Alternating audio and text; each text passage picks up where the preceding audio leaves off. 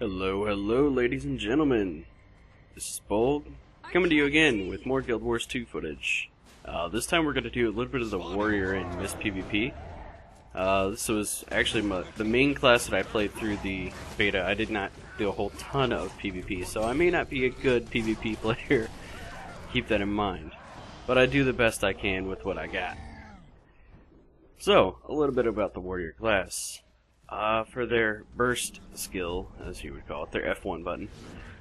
As you see here, I'm using a kill shot. He dodges right at the moment. Sucks.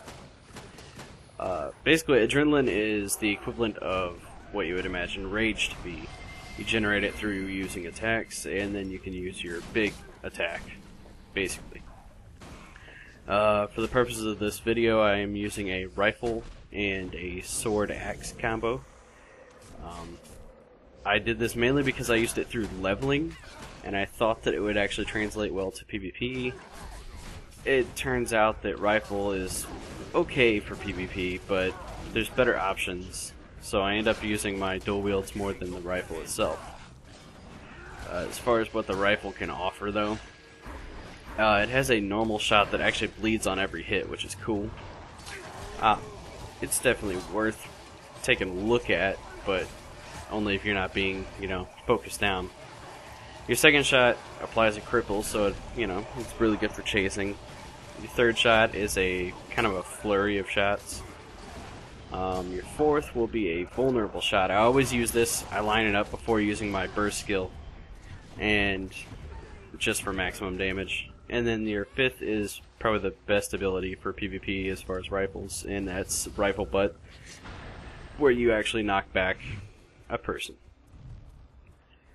For the one hand and axe combo I have going here, let me see. First ability is just your standard sword auto attack. Your first slice will bleed, your second slice will bleed, and your third kind of thrusts you forward. It's kind of cool.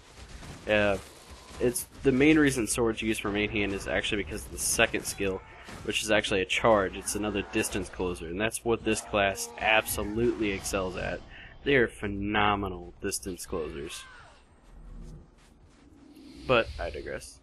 The third ability of one-hand swords is going to be, let's see, hamstring. Oh, derp. It's just another cripple. Another thing that the warriors excel at, apparently. The reason I used an axe in my offhand is because the fourth ability that you get actually, it's dual strike. You gain fury with each hit, and I believe it also, the tooltip reads that you get increased 20% crit chance. So I always kind of try and lead in with that because it's amazing. And number 5 is the ever so sexy looking whirlwind from the axe, and it's just amazing. As far as the burst skill is concerned, with the sword in your main hand, it's flurry, which causes your character to plant his feet, and he's supposed to immobilize whoever's in front of him and slash the hell out of him. And it does a ton of damage, but I can't land it for the life of me. I had my face destroyed by that skill, though, so I don't know if it's overpowered or if it's just, me being bad in that sense. But, yeah, it happens. As for choice of skills, you can tell it's my first character because I thought, oh my god, signets. Of course I'm going to pick skills that all have passives and actives, right? The only problem I had was the fact that the signets don't tell you how much they actually buff you. And that ended up being kind of a problem because I didn't end up utilizing the class to its fullest potential. Because you could get more, charges and stomps and all kinds of things that are really fun, banners for a warrior class, and I ended up not even wanting to try them because I thought passive buffs greater sign. For the elite skill I have the Titan. I believe, in my opinion, this is the absolute best skill in the world. It turns you into a super raging beast. Your first ability, you just punch the hell out of them. Second, you kick them while they're down. Third, you have a really awesome charge. It's amazing. And if you hit them, you knock them down as well. Your fourth, you throw a boulder. I didn't think the damage on it was that good, to be honest. But you know, it's just another ability to spam in the lineup. And your last ability is a ground slam. It's probably the most useful skill, but the cooldown is so long that you basically only get one use out of each time you actually turn into the Titan. So, I don't know, I think they could probably shorten that to at least give you 2, just to make it a little better. You also get a massive health boost in the Titan form. As you saw, I went from I think 27 to about 42,000 health. So you can really tank a lot of their team and take a lot of that focus fire down during that time, but once you're out, you go down real quick. A little bit more into the signets. Like I said, they have passive and active skills. I'm using a healing signet that gives you regen and then an active heal. I'm using a power signet. As you see there, there's also achievements, which are kind of cool. But signets. I'm using power, one that reduces damage taken, and one that increases adrenaline gained, I believe. So, there you have it. One thing I didn't use in PvP, but I should have, is the Greatsword. The Greatsword's amazing, absolutely. It cleaves, it inflicts vulnerability on your auto attack. You have a strike that swings your blade really fast, and it's awesome. The only problem I found with that one was your character planted your feet when you did that, and it really kind of sucked for PvP. But other than that, your third ability is going to be the whirlwind attack, which you can use a random direction, launch yourself in a whirlwind. You can throw your greatsword. That's awesome. Throwing a freaking greatsword. And it cripples foes, and it goes out and back, basically. And your last ability, of course, is a rush. It's another charge. So it basically has like 2 charges. One hard charge, one soft. And you combine that with the sword axe combo, that'll give you, you know, basically 3 charges in a row, and then you could use a slot skill for a 4th. So you can be a menace to society in that term. Alright. You couldn't keep the key. Let's see. Down skills. You may have seen earlier when I was down, your second ability for a warrior is actually really awesome for like 1v1 scenario. Because the idea is, of course, is, you know, delay you actually getting flagged. So the second ability for warrior knocks someone down, so you can interrupt their flagging your corpse. So if you do it at the exact right time, you could use it'll give you enough time to use your third ability, which lets you rally and jump back up. And the only downside to this is if you're downed again, you're downed without a chance of getting back up. But it is a self-res. It's crazy if you could pull it off, and it'll really piss a lot of people off. Now, one thing you may notice as far as, you know, Miss PvP, I'm sure everyone watching this has watched a ton of it so far, but team movement is so utterly important in these games. It's insane. If you go off on your own, you are looking to die, and you're probably looking to lose it for your team. So you really have to stick to your team as well as you can, just to make sure that you don't, you know, screw things up and you don't die and all that good stuff. But yeah. Anyway, from what I've found, you know, being outnumbered is a sure sign to run, also, especially if you have nobody near you at all. But one thing that, this guy here, he pissed me off so much. This guy is a thief, and every time I go to execute him like that, I think he moved his body, and he's like, nope, let me not. Poisoned me, stopped me from flagging him, moved his body again. This guy slipped out on me like 5 times in a row, I want to say. So it was a little bit annoying. You could tell that I really wanted this kill, especially after he made me work so hard for it. When it comes to the Mist, one thing you want to do is learn the terrain as best as possible.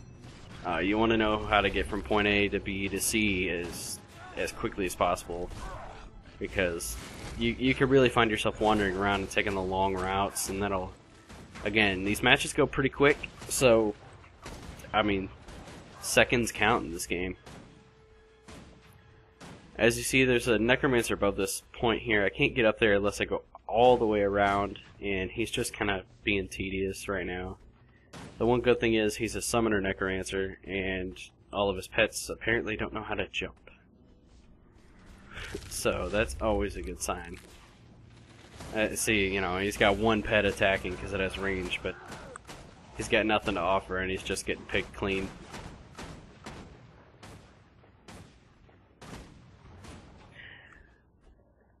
One bad thing about all the distance closers that the warrior has that I found through the weekend is probably a bug that'll be fixed, I'm sure. But almost every charge that they have overshoots massively on random occasion, and I want to say it's usually whenever you're on a higher footing than the actual enemy is, because it forces your character to jump straight over their head, and that could be all bad news if you miss that charge. It's not worth it. One thing you may notice, like the guy up top there, he's a Necro. I had a lot of problems with people using Necros and the Mists. I mean, the Chieftain. As far as the Mist was concerned, it was kind of flooded a little bit with the Necros from my experiences. There was, you know, they were just everywhere. Kind of like bugs. Just wanted to squash them.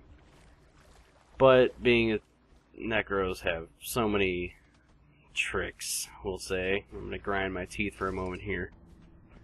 They were just a little bit annoying. And this guy here, Horror Slice, I had kind of a personal grudge against because he actually destroyed me. There's an overshot for you. He destroyed me in a few 1v1 matchups. He usually had a friend come in at the end to help, but he had me down. As you see here, there's a little bit of Titan for you. Go ahead and do the slam. That's what I was talking about. It's got that longer cooldown. The one good thing about the Titan is if you do it in if you pop it at the right time, you can actually pin someone against a wall really well, and it's pretty cool. And I guess I was wrong. I guess you do have just enough time to use slam twice if you use it right away. But all the things that are happening to me through the Necro here, I'll be explaining soon in another video. But they have so many dirty tricks. They played really dirty. But anyway, let's see what I haven't covered here. Gotta take a look at my notes. There's just so much to this game. You have to take notes on your own video footage. One thing to take note of is the neutral mobs. They grant 50 points out of 500 whenever they spawn. I don't know the timers of them quite yet, but it is 50 points on last hit, meaning you can steal the kill and get it for your team. So you always want to watch out for that, especially if you see the enemy team going at it. Try and get a distance closer in there, get that last hit, and you just earned your team 50 points, and you got a buff as well. So that's something to keep an eye on. I believe these buffs are going to, I think I've said it in previous videos, they're going to play a very vital role. As you see there, I just pinged on the map. It's kind of like similar to pinging the map in like League of Legends or something of the sort. If there's anyone within range of that actual spot on the map to see it, they can actually see you pinging the map, and that'll actually, you know, it's a way of calling your friends over and saying, hey, we gotta go here. Unfortunately, the one random person I was hoping to come with me decided to run into a part of a wall and ended up killing me. Well, correction, I ended up killing myself because I expected somebody to come and they didn't. So, it was a bit unfortunate. You get a ranger and a necro, and yeah, bad things happen. It's just another one of the necros I was talking about. So many pets. That's one thing I can mention is the necro targeting is silly. But I'll mention that later.